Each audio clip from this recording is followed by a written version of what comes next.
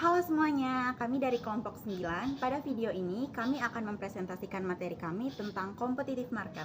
Perkenalkan, nama saya Lucia Felixitas Dali Matukan dengan NIM 243111549. Halo, saya Fajar dengan NIM 243 1150 Kami harap penjelasan ini dapat membantu pembelajaran kalian. Selamat menikmati. Yang pertama yaitu pasar kompetitif. Pasar kompetitif atau pasar persaingan sempurna adalah struktur pasar yang ditandai oleh banyaknya penjual dan pembeli sehingga tidak ada satupun pelaku yang mampu mempengaruhi harga pasar.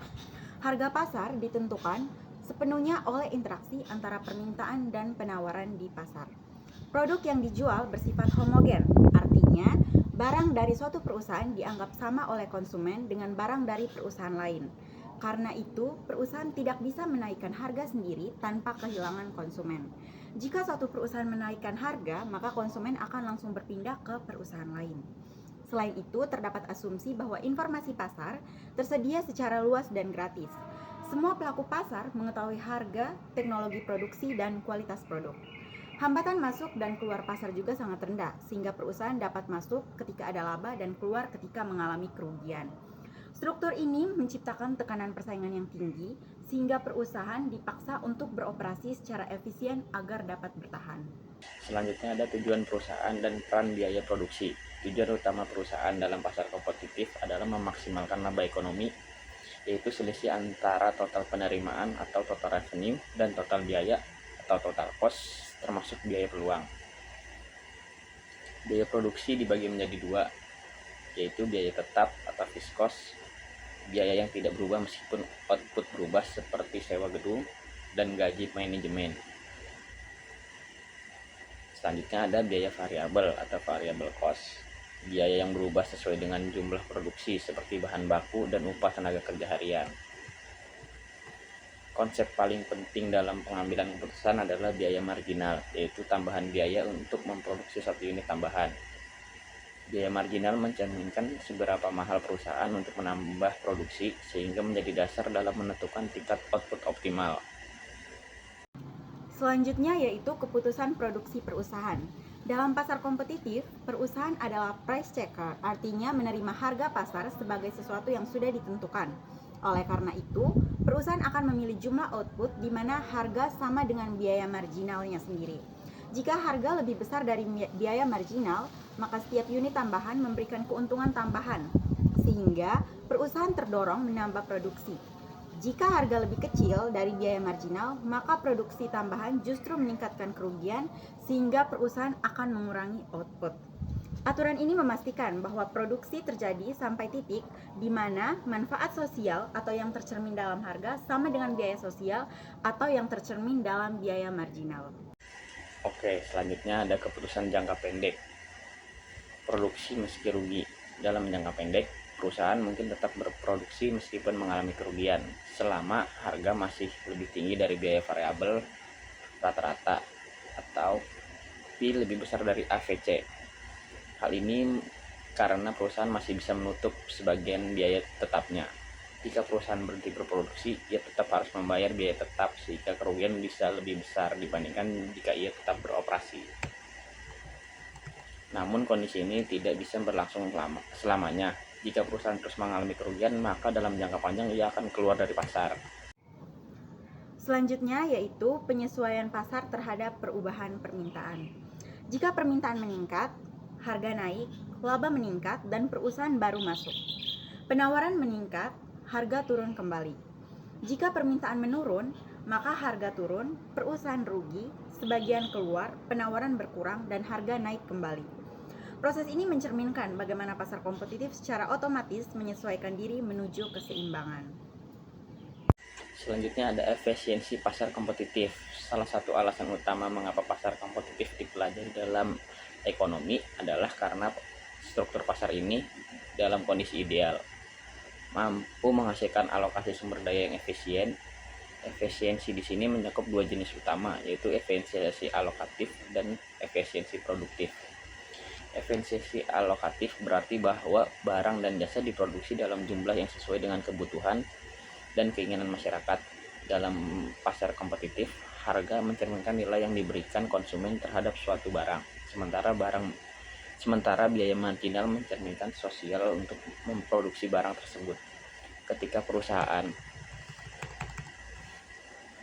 memproduksi di titik P sama dengan MC, maka setiap unit terakhir yang diproduksi memberikan manfaat yang sama besar dengan biaya yang dikeluarkan masyarakat untuk memproduksinya. Ini berarti tidak ada sumber daya yang terbuang dan tidak ada kebutuhan yang tidak terpenuhi.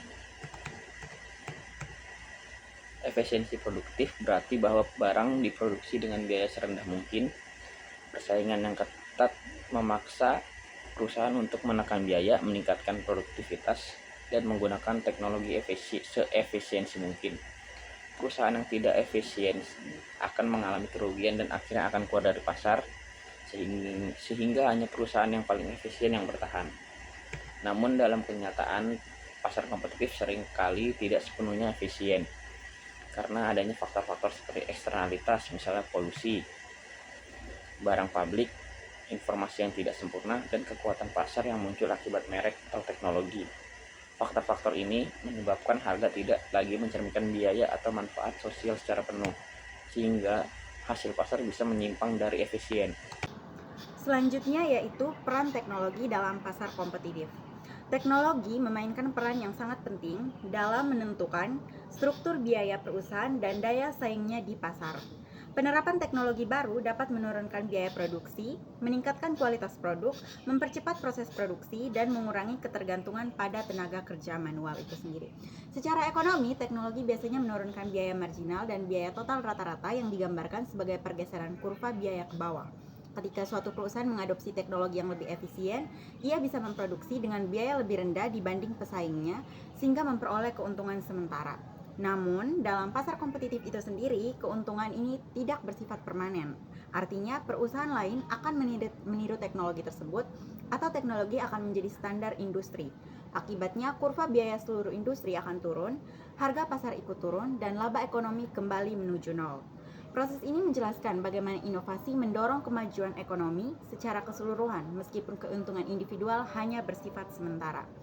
Dengan demikian, teknologi bukan hanya alat produksi, tetapi juga motor, utama perubahan struktur pasar, peningkatan kesejahteraan konsumen, dan pertumbuhan ekonomi jangka panjang.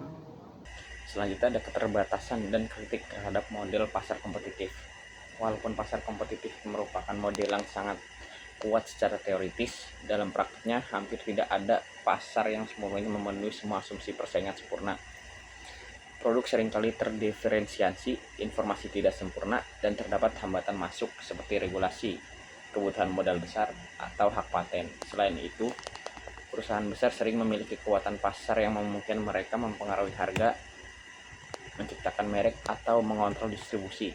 Ini menjauhkan pasar dari kondisi kompetitif murni. Namun, justru karena itulah model pasar kompetitif penting. Ia berfungsi sebagai tolak ukur atau benchmark dengan membandingkan pasar nyata dengan model ini.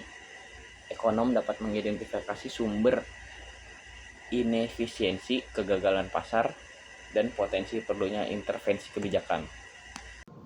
Nah, dari pembahasan tersebut, kita dapat menyimpulkan bahwa pasar kompetitif menggambarkan bagaimana mekanisme harga, persaingan, dan keputusan rasional perusahaan bekerja bersama untuk mengatur produksi dan distribusi barang dalam perekonomian. Melalui proses penyesuaian jangka pendek dan jangka panjang, perusahaan cenderung bergerak menuju kondisi di mana sumber daya digunakan secara efisien dan laba ekonomi dinormalisasi. Meskipun model ini bersifat ideal dan jarang ditemukan secara sempurna, ia memberikan kerangka konseptual yang sangat penting untuk memahami dinamika pasar, perilaku perusahaan, dan dampak kebijakan ekonomi.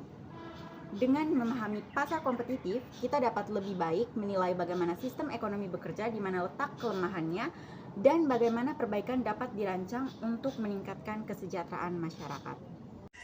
Demikian materi yang bisa kami sampaikan terkait competitive market. Semoga bermanfaat. Sekian, terima kasih.